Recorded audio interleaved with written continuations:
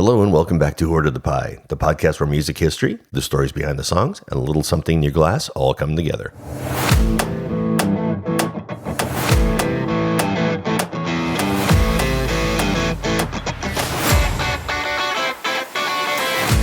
This is Christopher again, and before we dive in today, I have a quick note. Next week, I'm going to be sitting down for a special conversation with somebody that I've really been looking forward to. It's a little different from episodes I've built in the past, so it's going to take an extra week or so to shape it carefully so we can do it just right. But it'll be worth the wait, I promise. Now, on to today's topic. Reinvention is dangerous, not when you're unknown, but when you're established, when people think they know who you are, when they expect you to stay put. This episode started as a request. A listener asked if I could explore reinvention in music, but because she's into fashion, she asked something sharper. When the artists change their sound, does the outside change too? And maybe the harder question, is reinvention always a good thing? So I started digging, and what I found out is that when reinvention is real, it rarely stays in the studio. It changes the silhouette, it changes the posture, and the way the artist walks into the room. So today, we talk about 5 artists who changed inside and out.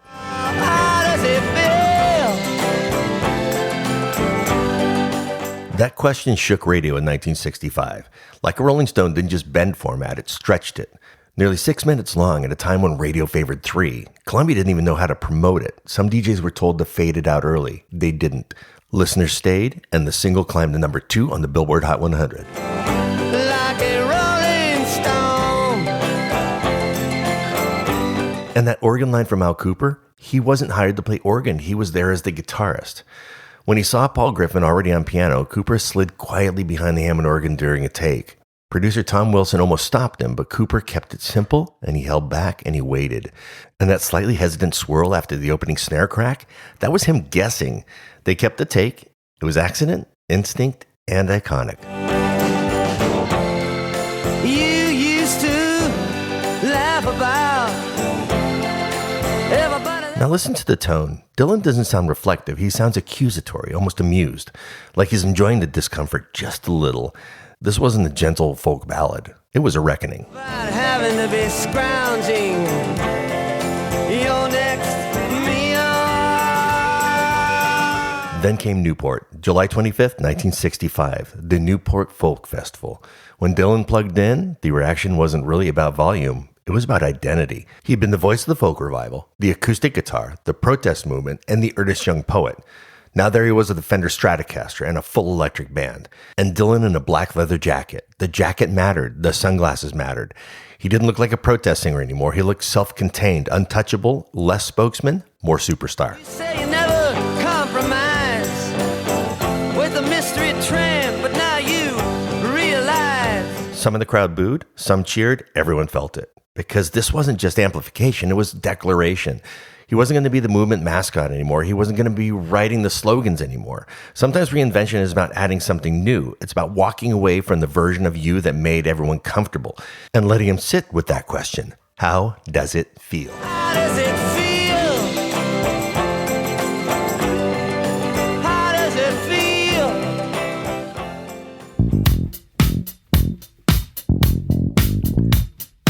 I can still remember the first time I heard Another One Bites the Dust by Queen. I liked the song, but it wasn't my Queen. Up until that point, I knew them as theatrical, big harmonies, layered guitars, operatic drama. Songs like Bohemian Rhapsody, Somebody to Love, We Will Rock You, Sheer Heart Attack. They all felt enormous, rock gods. And then in 1980, this bass line drops. Minimal, funky, almost mechanical. You walk slowly down the street with the brim pulled way down low. John Deacon, the bassist and the writer of the song, drives the whole thing with this tight, repetitive groove. The guitars are clipped, and the space between the notes matters. The swagger replaces the spectacle. It didn't sound like arena rock. It sounded like dance floor. How do you think I'm gonna get along without you when you're gone? You took me for everything that I had. And in 1980, rock and disco still felt like 2 completely different camps, and you picked a side.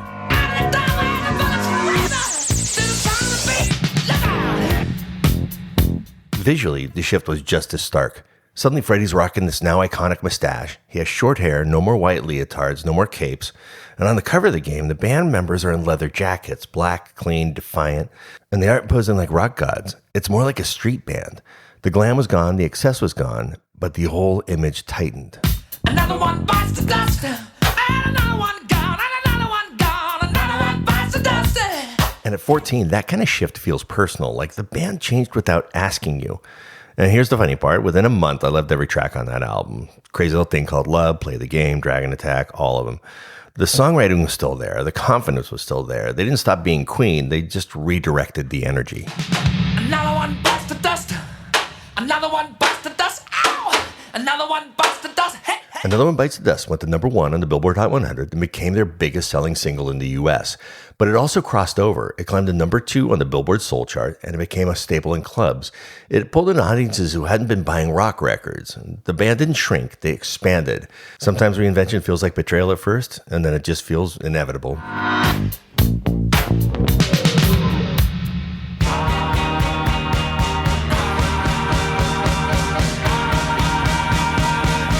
That groove is clean, precise, uncluttered. No alien mythology, no theatrical mask.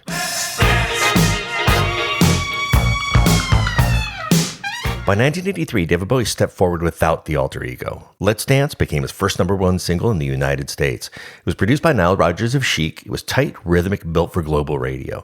Bowie reportedly told Rodgers he wanted hits, not experimental, hits. Put on your red shoes and dance the blues. MTV was reshaping music, and image traveled as fast as sound, and Bowie always understood image. Ziggy Stardust had the flaming hair and alien androgyny, Aladdin Sane had the lightning bolt, and the Thin White Duke had severe tailoring and restraint.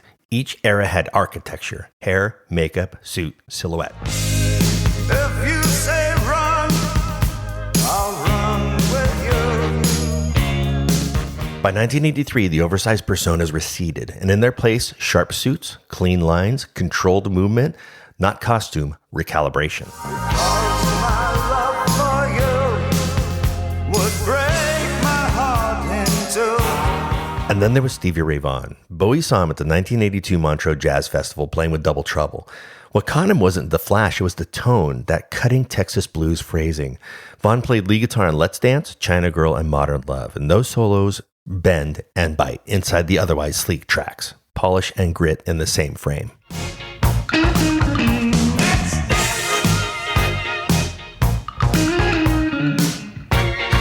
The notes are spaced, intentional, and they fall exactly where they need to be.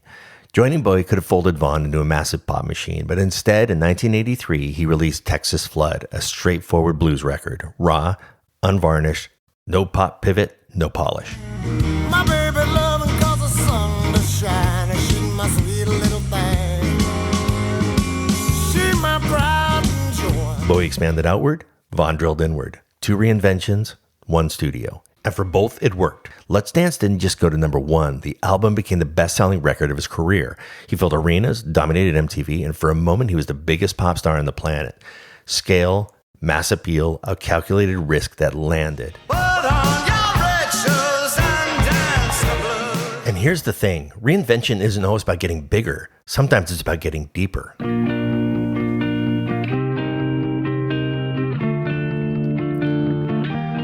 By 1998, Madonna had already reinvented herself several times.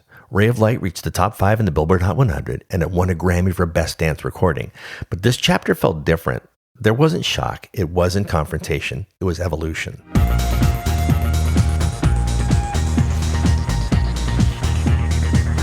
Back in 1984, Like a Virgin leaned into provocation, lace gloves, bridal imagery, playful confrontation. With Material Girl, she channeled Marilyn Monroe glamour, artifice as control. Like a Prayer in 1989 layered religious imagery and seriousness. Vogue in 1990 sharpened that precision and high fashion silhouette. Each era had its own visual and sonic code.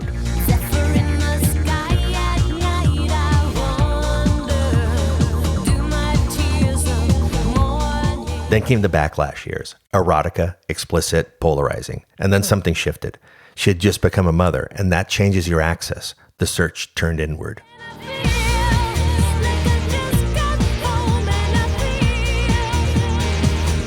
She partnered with William Orbit, pulling from UK electronica instead of glossy pop. Her voice wasn't stacked and stylized, it was allowed to breathe.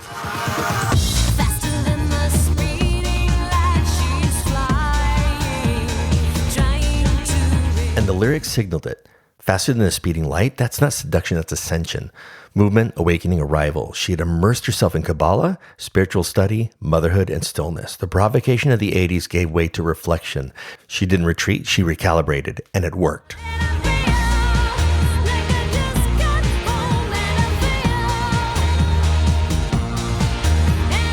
Ray of Light became one of her best reviewed albums of her career. It sold over 16 million copies worldwide, and it reestablished her as an artist, not just as a headline.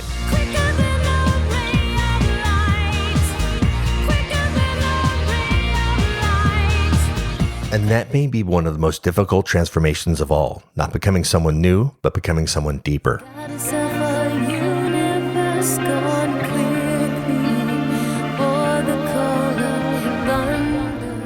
I hurt myself today. And that's Johnny Cash. And his voice isn't performing, it's reckoning. But Hurt wasn't his song. It was written and first released in 1994 by the 9 Inch Nails, the industrial project by Trent Reznor. In Reznor's version, the pain feels internal, self-destructive, and private. The sound of someone collapsing inward. I hurt myself today. And in Cash's hands, the same words feel different, older, weathered, less about impulse and more about memory. What have I become? And when he sings What Have I Become, it doesn't sound like Spiral, it sounds like Accounting. Johnny Cash's version appeared on America 4, The Man Who Comes Around, and it was the last album released during his lifetime. By this point, Nashville had largely sidelined him. The hits had slowed, the industry had moved on, but Rick Rubin saw something that mainstream didn't. Everyone I know goes away in the end. And Rick Rubin wasn't a Nashville insider. He was a producer who had built his reputation on hip-hop and rock, co-founder of Def Jam, and working with artists like Beastie Boys, LL Cool J, and later Red Hot Chili Peppers and Metallica. He wasn't interested in polishing Cash for country radio. Instead of modernizing him, he stripped everything back. I wear this crown of thorns upon my liar's chair. No glossy production, no orchestral swell, no attempt to fit him into contemporary country trends. Just voice, guitar, and space. The American Recording Series, which began in 1994, was a gamble. Country legend recording sparse covers of unexpected songs. Soundgarden, Depeche Mode, 9 Inch Nails. It didn't try to make him younger. It let him sound older. And that was the reinvention. You are someone else. I am still right. And the music video deepened the impact. Filmed at the House of Cash Museum and intercut with footage of him in his prime, it confronted his past and his present in the same moment. The outlaw in black and the aging man were no longer separate. The myth and the human being were inseparable. And you could have it all. My empire of dirt. After hearing it, Trent Reznor said, "This song isn't mine anymore." This wasn't reinvention towards scale, it wasn't expansion, and it wasn't polish. It was reduction, and it worked. American 4 reached the top 25 of the Billboard Hot 100. Hurt won the Grammy for Best Short-Form Music Video. And the American Recording Series reintroduced Cash to an entirely new generation.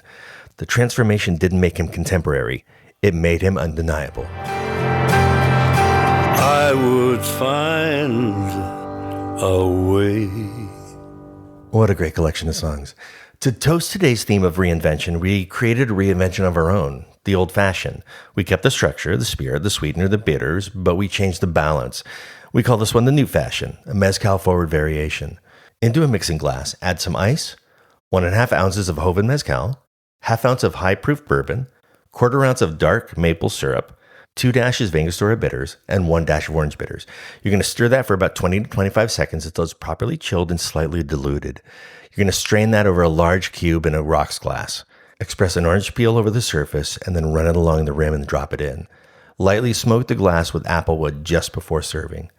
It opens earthy and familiar, then the smoke expands and the maple warms it.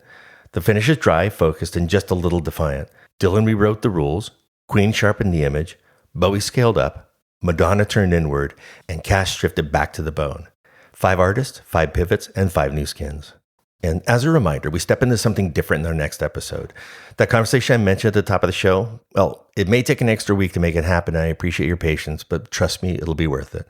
Until next time, here's the loud riffs, quiet sips, and the stories in between.